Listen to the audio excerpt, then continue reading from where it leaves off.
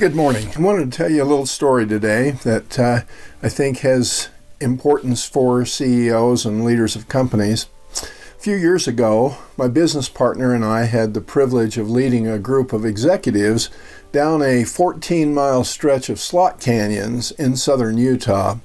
Our task was to guide them through a team-building experience involving multiple rappels, traversing pools of frigid water, and a rigorous hike through some of the most beautiful scenery on the planet. The business objective was to enhance the problem-solving skills of their executive team, providing an experience to help them more readily seek input and support from one another. In the process, their CEO wanted each participant to have a world-class, memorable experience. These objectives were important to us, of course, but we had a higher mission-critical goal: get everyone home alive and uninjured. To assure this outcome, we scheduled a tune-up run 2 weeks before the real event. With 7 rappels to negotiate, we wanted to assess each one just one more time before we actually did it with our clients.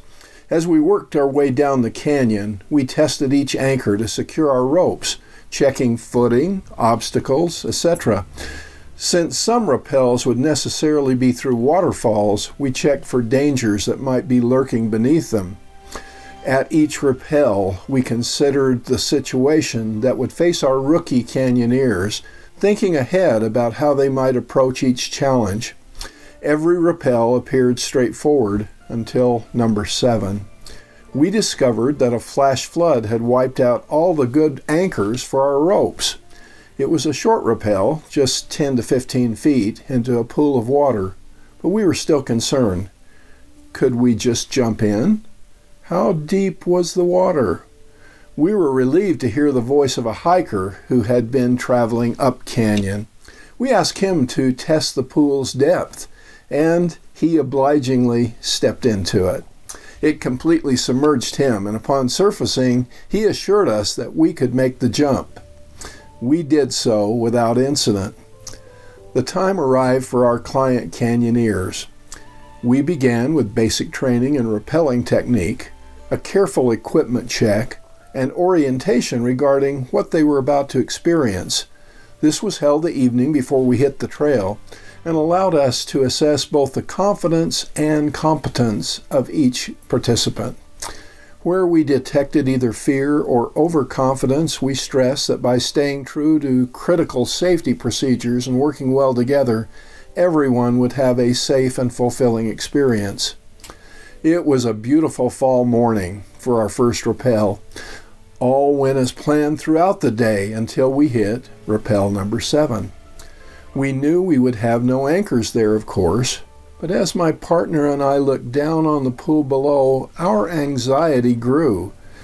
It looked the same as before, but how could we know if it was safe to jump in today?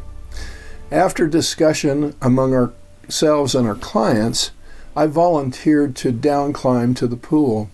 The descent was precarious, but after a few tense moments, I stepped into the pool. I was shocked when the water only came up to my mid-calf. At that moment, I said a silent prayer of gratitude that we had not decided to jump.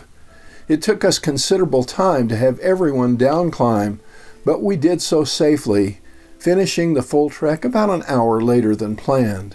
Canyoneering is a perfect metaphor for running a business. You hope to achieve high and noble purposes by working well with your people, solving problems and overcoming challenges. Some of these are mission critical, meaning that if you don't handle them properly, they can kill your business. To avoid business death, you need basic training in what to do and what not to do. You need to be sure you have the resources and equipment required, and you need to assess the confidence and competence of your team, each member of your team. You can choose to go it alone, but to do so accentuates the risk. An experienced guide can be invaluable, especially when you're faced with dangers you might fail to observe. As seasoned business coaches, we at CEO Builder have traveled the canyons of business for many years.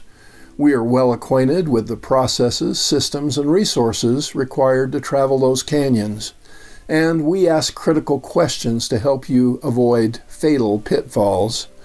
According to the American Management Association, organizations that use coaching reported stronger market performance. A global survey of coaching clients by PricewaterhouseCoopers and the Association Resource Center concluded that the mean ROI for companies investing in coaching was 7 times that of the initial investment. A quarter of the companies in the survey reported an ROI of 10 to 49 times investment. Business is indeed an extreme sport. Why go it alone? Hey, thank you for listening. I hope you'll consider subscribing to the CEO Builder channel if you haven't done so already, and recommending it to your friends. And thank you for listening today. If you have comments on what I've shared with you, please don't hesitate to pass those along to us. Hey, thank you so much. And again, I'll be back shortly with another video. Thanks. Bye.